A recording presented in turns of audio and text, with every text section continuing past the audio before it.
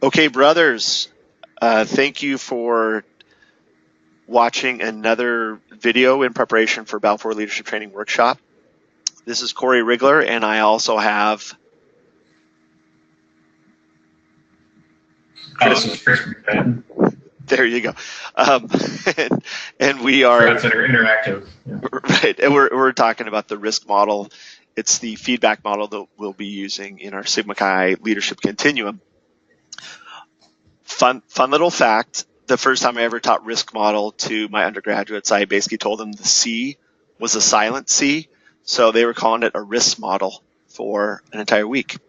So fun with undergrads, I guess. So if you haven't watched one of these videos before, the content will essentially be, we're going to have stuff on the screen, but we're just going to be kind of free flowing. And, I've always felt it's just incredibly insulting to just completely read what's on a slide deck. That having been said, this call and this video is going to cover the true definition of feedback, what makes for good feedback, the RISC model. No, I'm just kidding. You guys can read all that. So, Chris, I think this is actually kind of a good place to start. But when somebody says like, "Hey, Chris, I'm going to give you some feedback," what's kind of your most immediate response? Well, it's never. If you look at feedback as a bad thing, then you're always looking at it under the lens of its criticism. But it's criticism and feedback that makes you a better version of yourself. So when I learned that a long time ago, and when I hear feedback, I welcome it. But it's to the point where if the feedback is consistently negative and not delivered in the wrong way, then it's like a new my hair stays on the back of the neck. Yeah. I would say it took me a long time to recognize feedback is a potential force for good. I mean, if you see some of the things on the slide here, like when I say feedback, you think of, and usually it was the combination of whatever, just nod your head and agree not to do something again, or else it was, got it, I'm horrible. Can I get back to whatever I'm doing now? And I don't think that's uncommon. Part of it is, none of us have really been coached on how to give feedback, and essentially that's what this is about. But one of the things that really changed a lot of stuff for me was the actual kind of the origin of the term feedback, and when we actually started using feedback kind of in everyday language. And do you know this story, or do you know kind of the origins of how we use it? No. So it basically came back to World War II, when for the first time, these submarines and ships and all that, they had radar incorporated into their navigation systems. And you got to imagine, right, being a submarine, you're underwater. Clearly, you can't look outside a window and see what's coming up. So they would use radar, and they would send the signal out. And then if it bounced back, right, if they got that feedback, then essentially what that meant was they had to do a course correct. So when we're talking about feedback, it's not an opportunity to unload on somebody and, have the airing of grievances, that happens during Festivus, right? It's really more, it's all designed for a course correct. And I think that if we can think of feedback as that course correct, it makes what we're going to talk about here just a lot easier, right? I think the important point to remember too is that the reason that we're calling it feedback and not criticism is, to your point, we should be actively seeking it, and that's when you're going to get the best results. Absolutely. I love that. And I'll just let people read these own slides. But I have to say that since I've learned about the RISC model, it has changed a lot of stuff for me, both personally and professionally. I mean, it really does. I mean, I know, I've walked into meetings with my managers thinking I was damn near going to get fired, and all they did was kind of just unload on me with stuff. And then real calmly, I was just able to actually say, I just want to talk to you about feedback. You should never, ever hold back on feedback from me. But there's some things about feedback that are really important. First of all, like, I need to know right away, if I mess up. For you to tell me that I've been doing stuff wrong for 6 months, it sucks. and not only did I not meet your expectations, but now what's happened is I've been continuing to mess up for another 6 months. When if you would have told me right at the time, you wouldn't hurt my feelings. Instead, all I've done is, frustrate you, but it's frustrating for me too, because I could have changed something if I would have had any idea. Yeah, it's much easier to make small little course corrections than to make these massive sweeping changes. And I think that's one thing to keep in mind is that with your interactions with undergrads, their interactions with each other, a lot of times they avoid what they look at as conflict. It's not conflict; it's feedback. And if it was in small doses, it would be a lot easier to handle, a lot less conflict, less chance of hurt feelings, all the reasons that we don't typically give each other feedback and criticism. And that's a great point. Is that it should be early, it should be often, because it's really going to just help you, build your team together better. Yeah, so it should be often. It should be timely. What is the difference in your mind between feedback and an opinion, however? Oh, I mean, it's just your opinion, man. It's the problem is that feedback and an opinion, it's really not fact-based. And I think that's really important with feedback is that there should be facts. Like your example with the submarine, you ping something, it comes back to you. It's because it actually hit something, and you're getting that reference point. If it's just your opinion, it means it's a feeling. It's just something that you don't really have. It's concrete, and what that does is it actually will hurt you in the future, because if you're only giving your opinions and you're not giving concrete, factual feedback, then at the end of the day, when you do decide to give good feedback, it's going to kind of be tarnished with all your opinions that you gave in the past. Yeah, I love the way you answer that. It's this is something that I frequently hear a lot about. Is like it's really easy for based on who the feedback is coming from, right? For you to just totally disregard the feedback, right? If you don't like the person, if you don't respect them, you're kind of like, all right, interesting opinion, I'm going to move on with my life. And I'll just kind of talk about my first experience using this RISC feedback model. This is just now being part of the overall Sigma Chi leadership continuum, and so that means we're going to start using it at BLTW. But I've been associated with the RISC model for about 18 years because it's a really important part of Horizons curriculum. And what's kind of interesting is when you become a Horizons facilitator, they actually take you through kind of like a mini Horizons. I mean, so it's like a 5-day, abbreviated session, and you actually go through almost as participants. And so everyone that I went through actually gave me feedback, and the first person who gave me feedback, I was like, I don't care. Like, I don't like this guy. But what really changed all that was I essentially got the exact same piece of feedback from about 6 or 7 people. And in my mind, that was actually kind of one of the things I'm like, oh, okay, typically an opinion, I think is when something comes from one person, but feedback is generally like if you're getting the same feedback from multiple people, then hopefully it's a little bit of a wake up call, right? You're like, oh, maybe I should change this, right? But to that point, and you said it, very eloquently a few minutes ago, and that is that, unless you're actively seeking out the feedback, how are you going to know? Right? Because usually when someone's like, hey, man, can I give you some feedback? Usually it's not good stuff. And usually it's, you're like, oh, God, So, I always think, if something like that does happen, then if somebody does come up and give you feedback, the next step then is to actively go out and start talking to other people like, okay, give me feedback. How did I do? What went well? What didn't?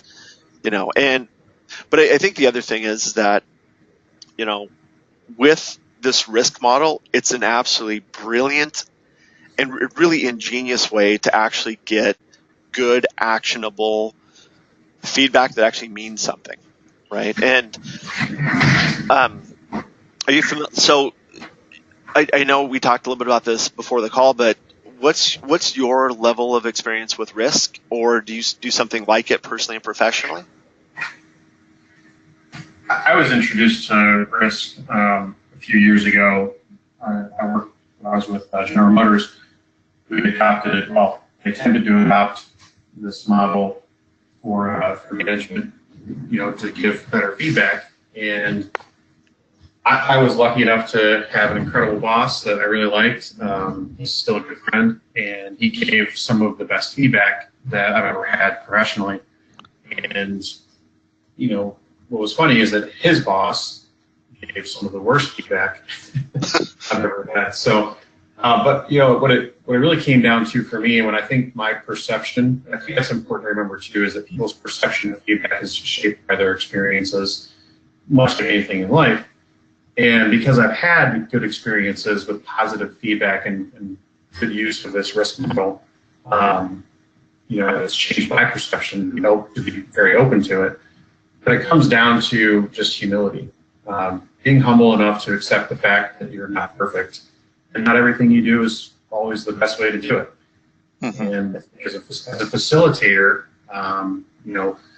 some of my best, groups and interactions have been with, when I let my team, give me feedback on, hey, how are things going? I'm constantly asking them, are we going in the right direction? Are you getting as much out of this as I am?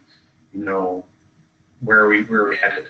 And being humble enough to, take what comes with that answer, with that question. I mean, a lot of times people don't seek feedback because they aren't ready for the answer. And that's something it took me a little bit to learn. But now that I've learned it, it's made me a happier person professionally, and even my wife. I'm constantly asking her, hey, how are things going? How are we doing? We're going to screw up this week. And it makes it a lot easier. Things don't sit and fester and become bigger problems. Man, that's awesome. I mean, I think you're actually the first person I've ever heard of who's actually had good professional experience using RISC. I can imagine. Just one guy. Yeah. Well, either way, it sounds like it's kind of a heads up, or a leg up rather, in terms of other organizational stuff that I've heard about. But for the listener, let's go through. So RISC is an acronym. It stands for report. Basically, what you're doing is you're reporting what happened, and you're doing it in a very timely manner. You're stating the impact of the actions or the words or whatever, to both you and the organization. And I think this is where most feedback stops, if not at the report. But I think the real beauty of this model is then the S stands for specify. Specify what should the person have done, or what should they do next time instead if they're ever in this situation. And then the consequences, both good and bad, the consequences of if you do it the way I asked you to, this will be the result. If you don't make this will be the next, thing that happens. So, I think that, again, if we go through the RISC model, a lot of that feedback just stops there at the R. But I think the other thing is, if you understand the RISC model in its entirety really well, one of the things that I think is really cool is if you ever in a position where you're getting bad feedback, meaning they're not doing a good job of giving you feedback in this RISC model, that means that you as the receiver can then kind of educate somebody and say, like, hey, listen, what you're telling me right now is not really helpful. It actually feels like you're unloading on me more than giving me feedback. So what I'm going to ask you to do is actually come up with a very specific example in your head of what happened, and again, I need to know specifics. And the other thing, though, if I'm ever in that situation again, what should I do instead? So if you really want me, to have a good course correct, and if you really are doing this for my benefit, let's make it a win-win. I'm asking you to follow the RISC model. And Chris, I don't know if you've ever been in this position, but I've actually said this to, my spouse, my coworkers, my boss, and it has completely changed the tone and tenor of feedback that I'm getting. It's actually been pretty incredible. Absolutely. So, yeah, I agree 100%. Awesome. So, the thing is with this RISC model, this is not something that's unique or proprietary to Sigma Chi. It actually comes from a book called the Team Building Toolkit. And what's interesting about the book, the Team Building Toolkit, they actually have, it's called the RISC pause model. And what they do is they say in this model, again, which is slightly different, if you're ever receiving feedback, there's supposed to be this model called pause that you're supposed to use as well. And really, kind of your point, you're supposed to stay humble about it, and you're just supposed to kind of reflect, and you can ask us a bunch of questions, to get clarification. But what I really like about this as well is, it kind of allows you, I think it gives you the out almost to say, you know what, you're kind of telling me some hard things right now, and I appreciate the gift. I understand that you're doing this for my best interest. I just need some time to kind of think about it, and it kind of allows you to just kind of process it. And if both parties kind of understand that, yes, I'm listening to you, I'm taking what you're saying to heart, I just need to kind of reflect on it right now, and I think that, again, good feedback takes a potential conflict and turns it into a win-win. But I think, I think if those little if those little conflicts, if they're not addressed, and if they keep piling on top of each other, then conflict turns into resentment, right? And that's incredibly toxic to any relationship or any work environment. Yeah, absolutely. I think the pausing piece of it as a listener is huge, because it's like with anything. I mean, and this is, there's examples of this on a daily basis. You should always pause. I mean, flying off the handle and reacting to something, without thinking about the consequences, it just never ends well. A lot of times if I'm in a heated, elevated emotional state, after getting feedback or with anything, and I'm sitting there typing away an email, I'll wait. I'll save the draft, and I'll wait till the next day to hit send, because I want to reflect on that. I think that's something that when you're getting feedback, you have to avoid taking it as harsh criticism, but understand that as long as it's good feedback, it's fact-based, and reflect on it. If they're pushing you for an answer immediately, just say, look, you gave me a lot to chew on. Let's follow up on this tomorrow when I have some time to think about it. Mm-hmm. Yeah, I think it's such a great point. I can't.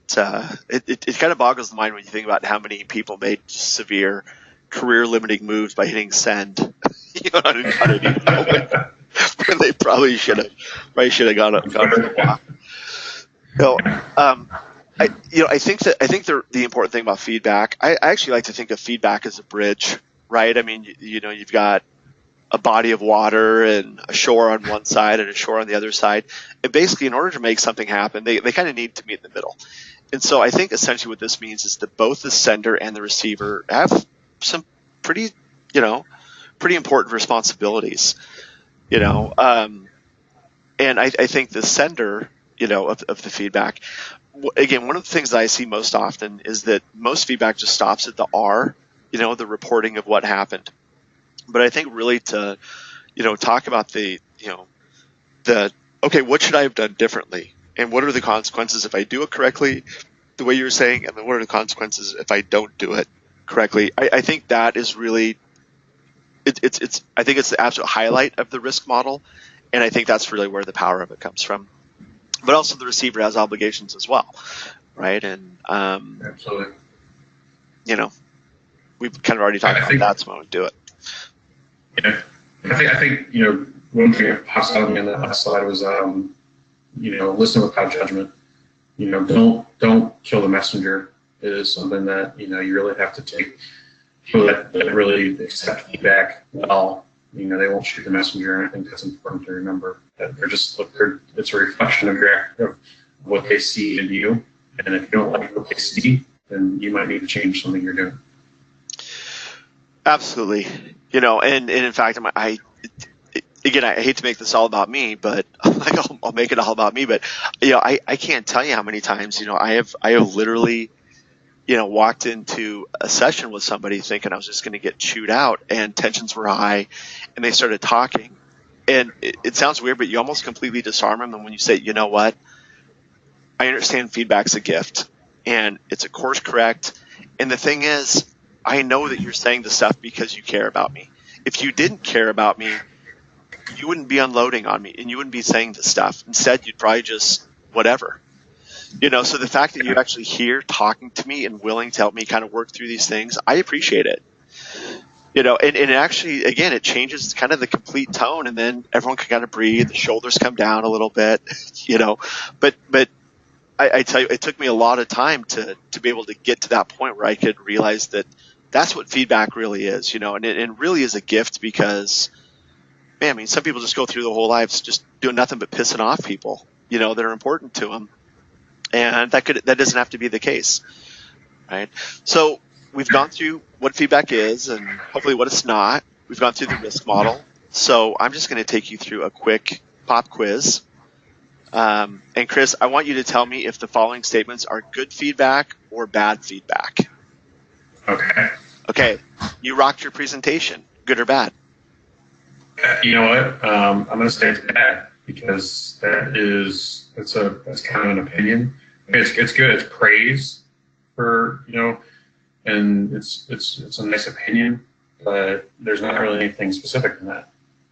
I'm going to disagree with you. I think that's just fine, right? So, I think one of the important things about feedback is that we kind of like to have a certain ratio, right? Like 3 pieces of positive feedback to every piece of formative feedback, right? Mm-hmm. So something like this is great. I think where we run into trouble a lot is with like somebody that you never hear anything from, then just starts coming and busting your balls. Right. Yeah. So the important thing about positive feedback, it doesn't have to be anything ornate or, overly dramatic or even that verbose, but just positive reinforcement. So I would say that's good, but I see what you're saying about why you would say that. Okay. So next one, all of us think you are conceited. Good or bad? Well, that's obviously good. That's a phenomenal way to get your back page. No, that's you're making sweeping generalizations. It's almost borderline personal attack. Yeah. It's funny because for feedback to be impactful, right? One of the things is you can't speak for everybody else. You don't have that power, you don't have the authority, you don't have that omniscience. So first of all, to be able to say, all of us, say, I think you're conceited. And rather than, to use your phrase, a sweeping generalization, give me a specific example. Yeah. Well, that's the first, the R is report the facts, stick to the facts, and when did a specific thing happen. I think that's important to remember when you're doing. You can make these generalizations and then just pop out an adjective what you think the person is. Stick to the facts, and then give concrete examples. When did this behavior happen that we're talking about? So what that does, it narrows down the conversation too. You're not making generalizations about their character, about who they are as a person, how they live their life, their values. You're talking about a single instance, a single way they handled a situation, a single interaction with a brother. That keeps the conversation narrow, keeps it shorter. It's good for everybody. Yeah. I think that's exactly right. And the it's crazy because I was actually just working with another brother not too long ago where he received a piece of feedback, and because it was so completely general in nature, that's exactly what happened. It felt like his character was being attacked. And so we kind of had to work through that, and we actually kind of had to, talk about the RISC model and say like, hey, listen, let's turn this into a win-win here, and let's use it as an opportunity to make sure the brother giving you the feedback understands the RISC model instead. So it can be a powerful tool. Okay, next thing. Your butt looks great in those jeans. I mean, that is very specific, and it's saying how I'm feeling. So that's right. I think it's good. It's positive. It's good. Unless it's harassment, in which case, right, not good. So That's it. That's next week. right, right. So, and the last piece, I wish I would have told you sooner, but your group told me they didn't like your facilitation style. This is a 50-50 for me. I mean, as a facilitator, you never want to hear this because, and this goes back to why I ask constantly through the session, how am I doing? How are things going? So you don't have these. This is an example of feedback that, the opposite of what we're trying to accomplish, right? This isn't specific. And it doesn't give examples. It could have been a whole bunch of different things. If it would have been given feedback, had been given in smaller doses and more consistently, then this conversation right here wouldn't happen. But at the end of the day, if I hear something like this, then I could have to evaluate what I'm doing. Yeah, I agree with you. I mean, I can't tell you how many times I did BLTW and thought I was just killing it, and I got my final evaluations, and they're like, "Oh, I didn't like the way you did this, or I didn't like the way you did that," and I was kind of like, "Well, I could have changed along the way." And and actually, one of the things I do now quite a bit, I will probably at least once or twice a day, at least in once every discussion group, but I'll actually ask the question of, on a scale of 1 to 10, where are you at? And if you're not a 10, what specifically do you need for me to be a 10? To me, that's a lot more impactful. And again, I'm just trying to make these tiny course corrects, along the way. So, okay, good. Yeah, I think, I think what this really touches on is that there's a timeliness factor, right? Where if you're telling somebody way after the fact, then it sucks. In fact, I'll tell you, like, one of the things that just, like, it still kind of irritates me. BLTW, maybe about, I don't know, 8-9 years ago, I was in charge of a division.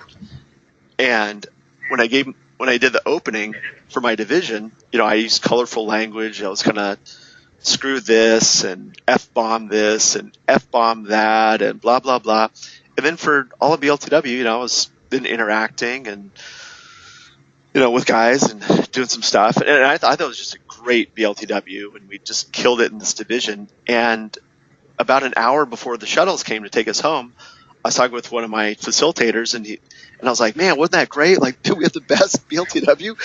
And he goes, "Oh man," he goes, "I'm actually leaving kind of disappointed." And I was like, "Why?" And he goes, "Well, during your opening session, you just used a lot of swear words, and I think I think you should have done it differently."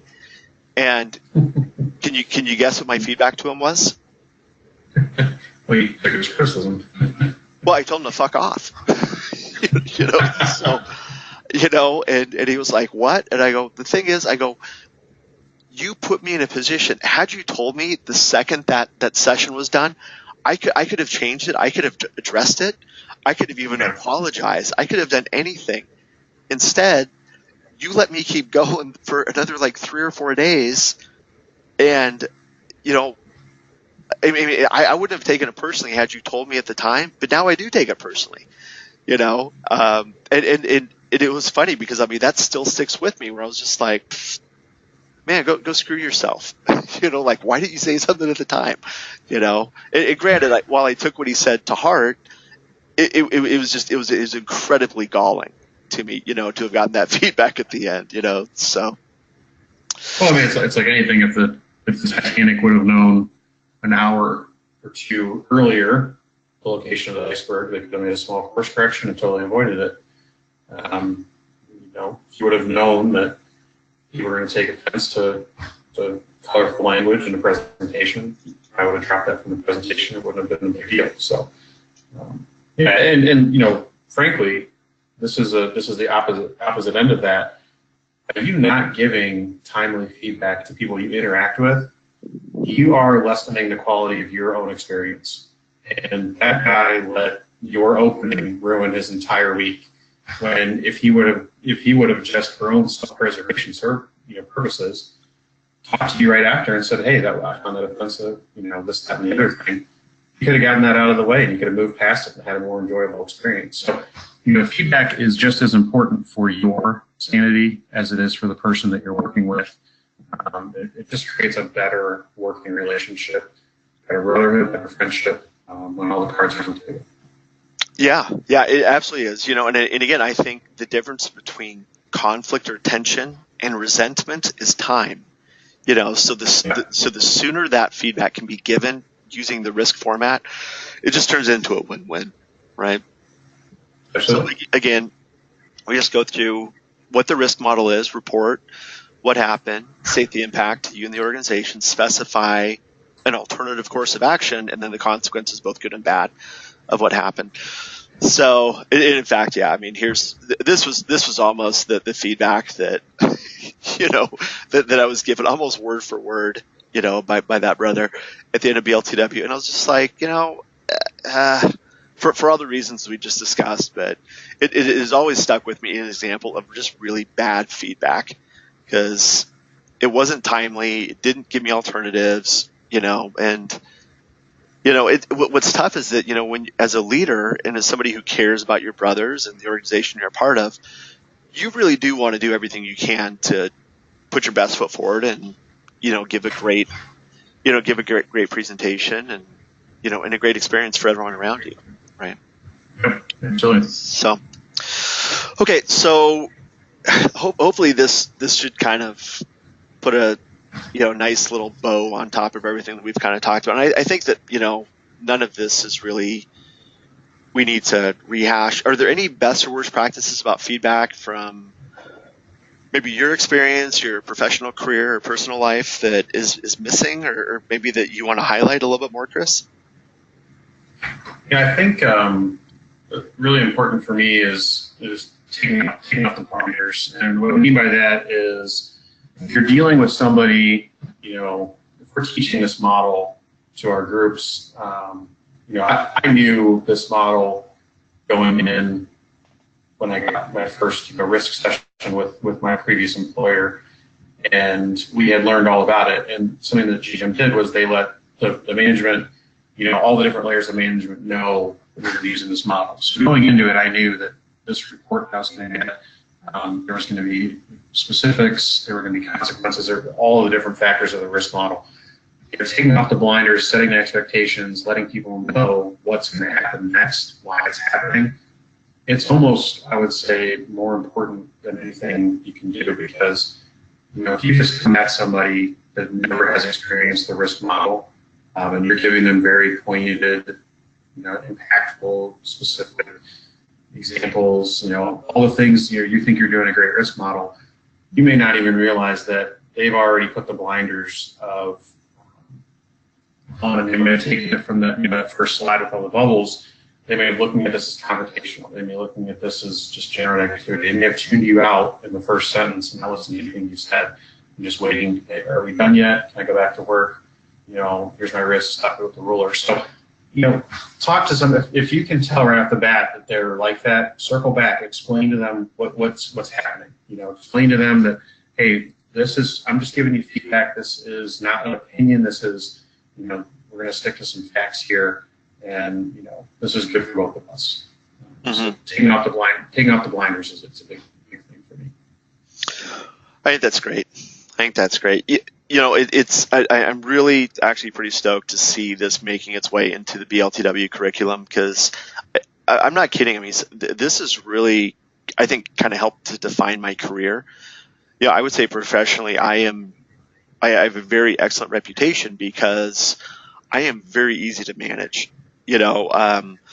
And part of the reason for that is because, I mean, you guys, every manager I've ever had, and I will be like almost annoying in my seeking out feedback. And so what's great is that, man, my managers, they're like, we know you're great with feedback. We know whatever we ask you to do, you'll do it, and consequently, I mean, I'm very adaptable, and I know that my managers, there's also other employees on my team where, I mean, my managers will almost like stay up, like worrying about, oh no, if I give this person feedback, it's going to hurt their feelings, or they can look for another job. Like, what are they going to fall apart? So I think that, just because I've been able to almost manage up and teach my manager how to give feedback, that it's made our relationship just 1,000 times better, and it's made me a better employee. So this is not just a fraternity thing. I mean, this is a true life skill. But if we go back to the portrayal, I mean, honestly, you could go down the list of the 7 virtues, and and there's not a one of these that somehow we can't tie back to either giving or receiving feedback, right? So I think that as a facilitator, you absolutely can do that. Yeah, it takes courage to go up and say something uncomfortable to somebody. It takes wisdom to accept it, that this is actual feedback and not just an opinion, right? It takes integrity to want to do things for the right reason, right? You're not just unloading on somebody, It takes high ambition to want to do something better. Obviously, you have to be courteous. You can't be insulting or just demeaning, or go after someone's character. It takes the self-control to just listen patiently and not want to rip someone's head off or say like, no, screw you, or, and ultimately fidelity, I think, here's what I believe in. And since, it's clearly you saw me do or say something that goes against what I believe in, thanks for the course correct to help me get back to my true north, right? So, I just kind of whipped these up, but I think of all of these, I think really if you can get to the mindset where you can think of feedback as a gift, I think it's just it's such a great mindset to walk into any feedback situation with, and I think, again, if we think about that radar analogy where this is a course correct, but just in order to make sure that you're getting the best course correct you can, go out and seek other people's feedback as well. Make sure that it kind of lines up. And also, like anything, the more you use this, the more you practice it, the easier it will become, right? And I have to say, though, hopefully, Keith Kroc, past Grand Consul, former CEO of Ariba, current chairman of the board for DocuSign. Here he is with Drew Brees, the New Orleans Saints quarterback. Of any story I've ever heard about feedback, though, I have to say this is probably the most impactful, and it's really kind of changed the way that I thought about feedback. And so when I was an undergrad, I was still an undergrad rep on the leadership training board, and Kroc was the chairman. And at one of our meetings, he was telling us the story where if you're not familiar with Ariba, it still holds the record, I think, on the NASDAQ for the highest day jump on the day it went public. So I think it almost quadrupled in price on the day that it became public, right? And that's kind of what turned Crocker into a billionaire. But he was telling the story when Ariba was still a small privately held company, where one day he actually called an emergency meeting. And he had his board of directors there. He had his senior management. He even had like mid-level managers there. And he said, hey, the point of today's emergency meeting is to discuss all the faults of Keith Kroc as a leader. And people were like, what? Like, what are you talking about? You're great. You're a boss. You're wonderful. You've gotten us this far, and you're amazing. And I'll never forget this, but Crocker said, he said, I am a great leader and a great CEO for a small privately held company. But what I need to be the great leader and CEO of a publicly held company. And that means that hey, listen, he's like, I know I'm not perfect. I know that there's things that I need to work on. But what's scary to me is that I know that I have a lot of things to work on that I don't know about. And so I'm really counting on you guys to tell me those things. And, and they're like, oh, okay, that makes a lot of sense. Yeah, if you want to leave, and then come back in like an hour, we'll give you a list. And it was funny because for Ariba, they had 7 core values, and like 6 of the 7 of Ariba's core values were the same as Sigma Chi, right? And he said, no, he said, hey, listen, some of our corporate values are integrity and courage. If you guys don't have the courage or integrity to tell me to my face, what I don't do a good job on, how can I trust you when things really go bad? And I remember thinking like, oh my gosh, sitting there as I'm hearing this, I'm just a little, 21, 22-year-old undergrad hearing this from him, and, he's 5 feet away. And I was like, that is one of the coolest, most inspiring, and just overall best tales of leadership I've ever heard. And I was like, that's incredible. And then just when I think it couldn't get better, he actually reached in his wallet and he had like a little folded up, yellow, piece of paper from a yellow legal pad. And he actually unfolded it and he goes, that was one of the greatest days of my life because I walked out of that meeting knowing I have 56 other things to work on. And guess what? I've got a plan for every single one of those. And sure enough, he passed it around, and he had like little notes jotted down to every single piece of feedback that he got. And again, so to kind of wrap up this whole segment on feedback, I think a lot of leaders, in that position would have just taken it like, holy cow, I just got the crap kicked out of me. Instead, he was like, man, I'm going to be absolutely unstoppable because now I've got 56 new things to work on. What an incredible growth opportunity. And sure enough, after that, they went public, So when I think of feedback, this is really the story that I think a lot about.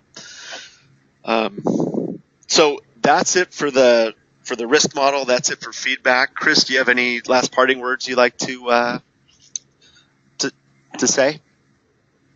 No, I just, what I got from Keith's story and what I said right at the beginning about this RISC model is, humility plays a key role in it. And you have to stay humble. You have to stay hungry for the feedback. And I think those are two things that if you can master those pieces of it, not looking at feedback as adversarial or confrontational and knowing that it is just intended to make you a better person, I think it really will help you a lot. Awesome. Well said. Well, brothers, with that, thank you for listening or watching, and good luck giving and receiving feedback.